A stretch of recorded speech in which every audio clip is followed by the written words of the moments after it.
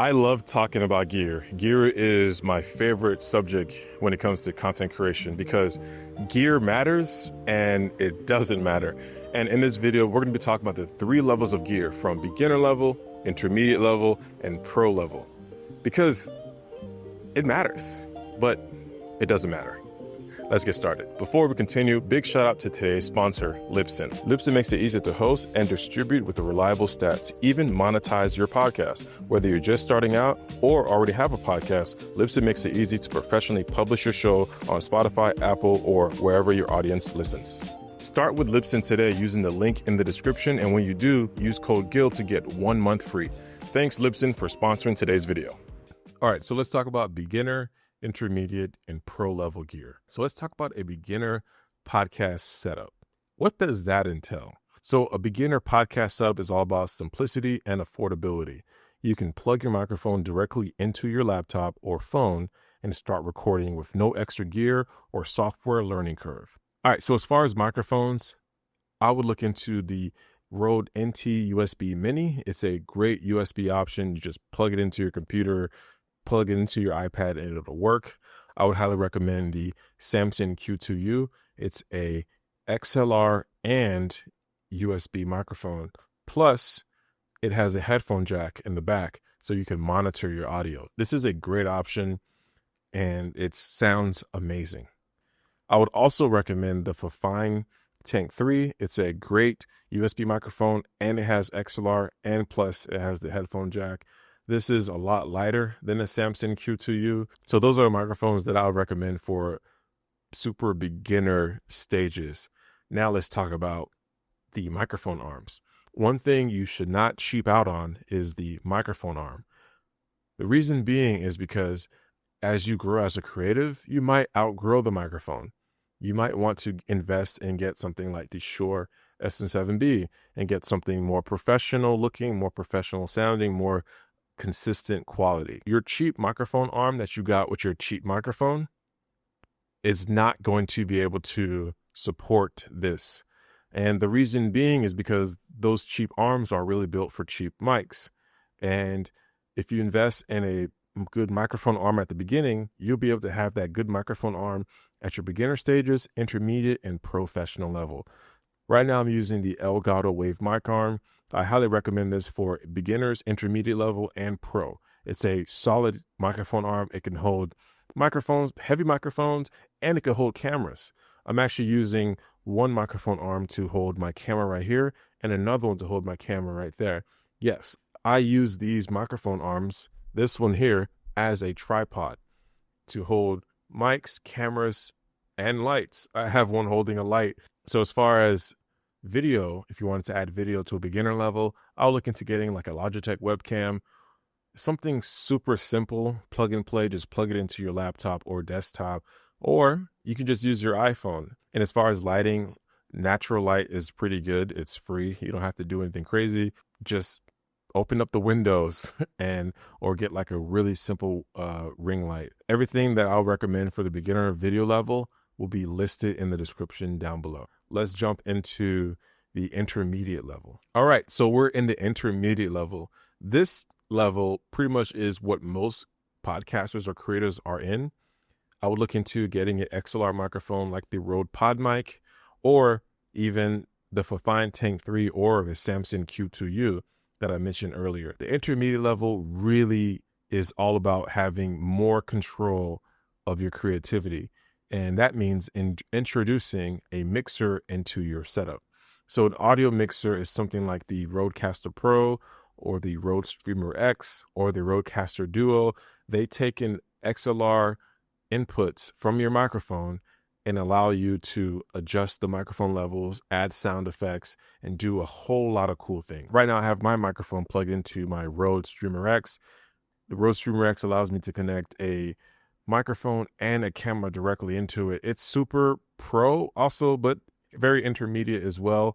It gives you a lot of flexibility and a lot of control. In the intermediate level, your microphones do get a little bit heavier. So I'll look into getting something that could support it, like the Elgato Wave mic arm or the low profile arm or the Elgato Wave mic arm Pro. Also, a good studio headphone is great. anything works. Like I'm not really picky on headphones. Like I just wear pretty much any headphones. I want to make sure I'm able to hear my client or myself, but any headphones would work. Just wear headphones. When you get to the intermediate level, that's when you get the mixer and that's when you're editing. So this is where I'll introduce Audacity, which is a audio editing software. After you record your podcast, you would import your podcast to Audacity and you'll be able to chop up the podcast, adding intros, adding outros, removing the ums or removing the bad takes. So Audacity is free, but also you can look into other options that are free as well, such as GarageBand. And if you want to, you can get into using Adobe Audition or any other audio editing software. Now, as far as the intermediate level for cameras, I will look into the Sony ZV-E10 or the Canon R50. These options are pretty good because they're mirrorless cameras and they have interchangeable lenses. So you'll be able to change the lens and get a interesting look. So I love having interchangeable lenses on my cameras. It just is something that gives you some good control. So look into the ZV-10 or the Canon R50. As far as lighting for intermediate level, this is when we get to using lights like a Godox SL60W or a Godox SL80W. Any light that you have the ability to add a softbox to. I'll link those lights in the description down below. You also will need something like a C-stand or a light stand, something to actually hold the light. There are more things in intermediate level as far as lighting and camera setups, and it's going to get even more when we get to the pro level. Okay, we made it. So pro gear.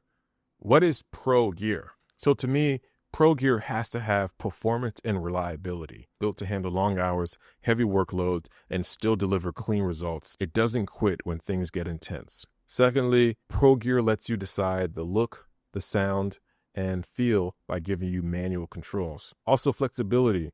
Pro gear plays nice with other pro gear. It fits into larger setups and supports industry standards. Lastly, consistency. The real pro difference? Predictable results every time. You know exactly what you're getting. I can't stress that enough. So for audio gear, definitely the Shure SM7B 100,000%. I would recommend that microphone for pro level. This is what you've been hearing me on.